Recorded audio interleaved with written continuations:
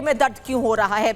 वो लोग जो पब्लिक तक, जनता तक, मुस्लिमों तक गलत मैसेज पहुंचा रहे हैं और यूसीसी को लेकर लगातार ये कहा जा रहा है, गलत मैसेज देने की कोशिश की जा रही है और मैसेज में ये कहा जा रहा है कि यूसीसी से नागरिकता जा सकती है। आप समझिए लोगों को किस तरीके से भड़काने और गलत बयानी के जरिए लोगों को गलत संदेश देने की कोशिश की जा रही है। आज इसी पर महाभारत करेंगे कि आखिर यूसीसी के नाम पर या प्रधानमंत्री ने जिस सेक्युलर सिविल कोड का जिक्र किया उस नाम पर लोग जो अपनी राजनीतिक रोटियां सेकते थे, लोगों को गलत मैसेज देते थे, जब प्रधानमंत्री लाल किले से इस बात का जिक्र किया तो इनको आपत्ति हुई और अब वो लोगों को भड़काने की कोशिश कर रहे हैं। रिपोर्ट देखिए, फिर मेहमान जुड़ेंगे, चर्चा को आगे बढ़ाएंगे।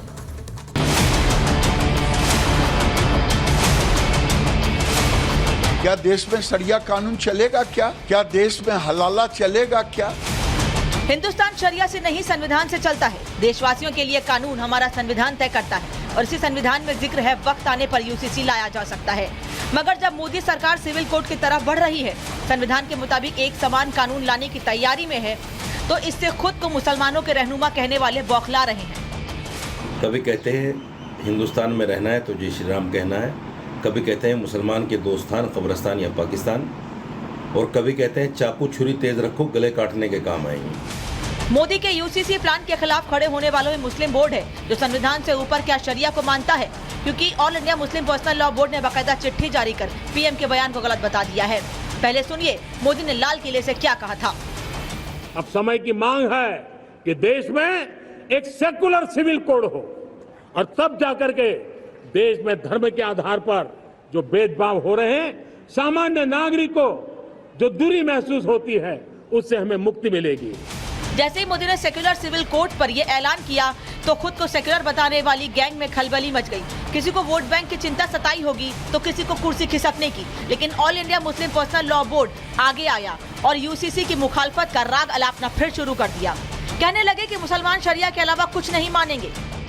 जो पिछले 10 साल से सिर्फ और सिर्फ मुसलमानों के खिलाफ, मुसलमानों को हिट करने के लिए, कभी कहते हैं हिंदुस्तान में रहना है तो जय श्री राम कहना है, कभी कहते हैं मुसलमान के दोस्तान कब्रिस्तान या पाकिस्तान, और कभी कहते हैं चाकू छुरी तेज रखो गले काटने के काम आएंगे। वो लोग सेकुलरिज्म की बात करते हैं। इस वक्त यूसीसी की ज़रूरत नहीं है, इस वक्त यूनिफॉर्म सिविल कोड की ज़रूरत नहीं है, इस वक्त कॉमन सिविल कोड की ज़रूरत नहीं है।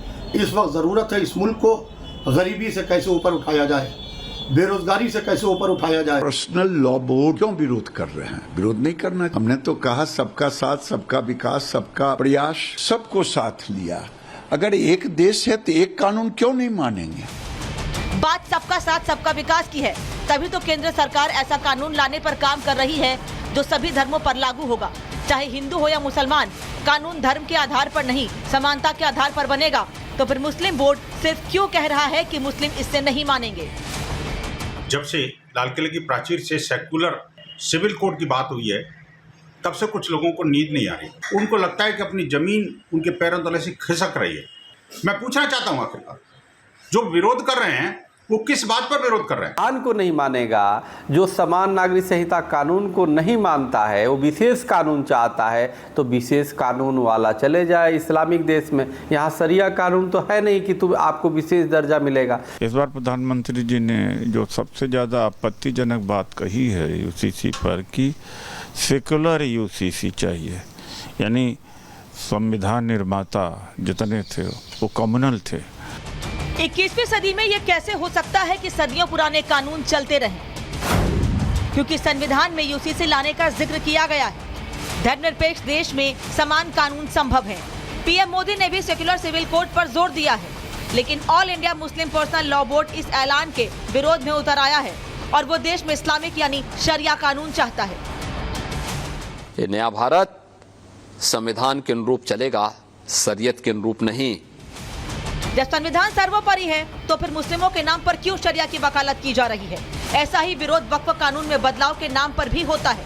तब भी मुस्लिमों को वोट बैंक समझने वाले वक्फ बोर्ड बिल के खिलाफ खड़े हो जाते हैं। बीजेपी शुरू से वक्फ बोर्ड्स और वक्फ की प्रॉपर्टीज के खिलाफ रही है और इनका एक हिंदुत्व का एजेंडा है, आरएसएस का एजेंडा है कि वो शुरू से वक्फ प्रॉपर्टीज को और वक्फ बोर्ड को खत्म करने की कोशिशें करती रही हैं। मुसलमान भाइयों को कैसे उनके अधिकारों को छीना जाए, उनकी अधिकार जो मिले हैं, जिन्हें आज़ादी के अधिकार हैं या उनके स्वतंत्र जो अधिकार हैं उनके अपने धर्म को लेकर के। चुनाव के बाद वक्फ बोर्ड पर और चुनाव से पहले यूसीसी के नाम पर सियासी बवंडर खड़ा किया गया था। मुसलमानों को भड़काने की भरसक कोशिशें हुई। अब चुनाव बीत चुका है, उसके बावजूद धर्म के नाम पर धंधा चलाने वाले विरोध का बिगुल फूंक रहे हैं। लेकिन क्यों? इसी पर आज की महाभारत। तो मोदी यूसीसी लाएंगे और विरोधी भड़काएंगे। आखिर क्यों लोगों को भड़काने की कोशिश हो रही है, इसी पर आज हम बात कर रहे हैं। मेहमान हमारे साथ जुड़ रहे हैं, परिचय करा दूं। धीरे धीरे थोड़ी देर में गेस्ट हमारे साथ जुड़ना शुरू होंगे। अभी रामकुमार पाल जी हैं, राजनीतिक विश्लेषक मेरे साथ जुड़ रहे हैं। इसके अलावा प्रेम कुमार जी वरिष्ठ पत्रकार मेरे साथ हैं। लेकिन सिद्धार्थ यादव भारतीय जनता पार्टी के प्रवक्ता थोड़ी देर में जुड़ेंगे। आचार्य राज मिश्रा थोड़ी देर में हिंदू धर्मगुरु मेरे साथ में जुड़ेंगे। इसके अलावा अनुराग भदौरिया समाजवादी पार्टी के प्रवक्ता थोड़ी देर में ज्वाइन करने वाले हैं। और हाजी मेहरुद्दीन रंगरेज स्टूडियो AIMIM के नेता इस वक्त हमारे साथ जुड़ेंगे। अभी जो दो लोग हमारे साथ जुड़े हैं, आप लोगों का स्वागत है। राम जी, सबसे पहला सवाल आपसे इसलिए क्योंकि यूसीसी को सेक्युलर सिविल कोड प्रधानमंत्री ने कहा तो इस पर भी आपत्ति हुई। यूसीसी की बात करते हैं तो भी आपत्ति होती है और सीधे सीधे खुद को लोगों का ठेकेदार बताते हुए कह रहे हैं all India Muslim personal law board के प्रवक्ता कि मुसलमान इसे नहीं मानेंगे। बात नहीं की है, अपने आप ही उनके ठेकेदार बन जा रहे हैं। नहीं, क्यों नहीं मानेंगे? हम मान रहे हैं ना इंडोमेन एक्ट, हम मान रहे हिंदू कोड बिल, हम लोग का संविधान को मान रहे हैं। या संविधान डॉक्टर अंबेडकर साहब का चलेगा कि सरिया का संविधान चलेगा? पहले ये उनसे पूछा जाना चाहिए।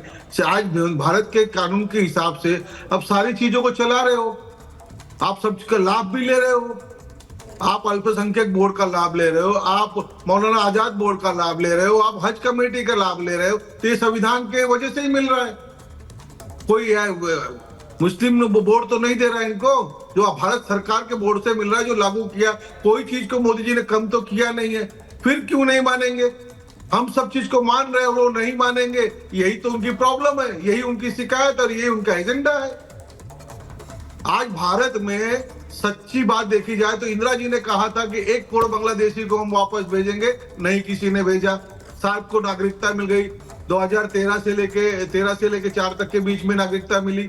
चलो, उसका भी किसी ने विरोध नहीं किया। लेकिन देश अच्छे से चले, देश विकास हो, इसके लिए सबको साथ देना पड़ेगा। आज मुस्लिम लोग हैं जो भारत के हिंदुओं 80 करोड़ हिंदुओं के बाद सबसे बड़ी आबादी मुस्लिम की है, 35 करोड़। ये क्यों नहीं एक्सेप्ट करते हैं? ये क्यों नहीं इस तरह की बातों को बढ़ावा देकर दूसरे वर्ग को भड़काने का काम करना चाहते हैं?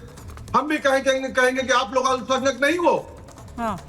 हर भारत की पार्टियों से कहेंगे कि अल्पसंख्यक है क्या? लोग नहीं है अल्पसंख्यक। नहीं, रामकुमार जी वो ये कह रहे हैं कि एक धर्म विशेष को, वो ये कह रहे हैं, और आज से नहीं, जब से यूसीसी का जिक्र शुरू हुआ, इस सरकार ने शुरू की है बात, तब से वो कह रहे हैं कि एक धर्म को टारगेट करने की कोशिश की जा रही है, जबकि प्रधानमंत्री या फिर यूसीसी में कहीं ऐसा नहीं किया गया है। सरासर झूठ बोला जा रहा है। कोई टारगेट नहीं किया, ना कोई अल्पसंख्यक बोर्ड को पैसा कम किया गया, ना कोई हज कमेटी का कम किया गया, ना कोई इनकी जो मौलाना आजाद बोर्ड का कम किया गया। साबित तो करे क्या कम की सरकार ने 10 सालों में? कोई कमी नहीं की है। हाँ। और दूसरी बात, एक बात और रखना चाहूंगा, सभी को जवाब भी चाहूंगा कि ये भारत पूछता है, भारत ये पूछता है कि 80 करोड़ हिंदुओं के बाद 30-35 करोड़ किसकी जनसंख्या है? जैनों की कितनी है, सिखों की कितनी है? ये बात भी उठनी चाहिए। ठीक है, प्रेम कुमार जी, आपका समाधान जरूरी है। आप सुन रहे होंगे राम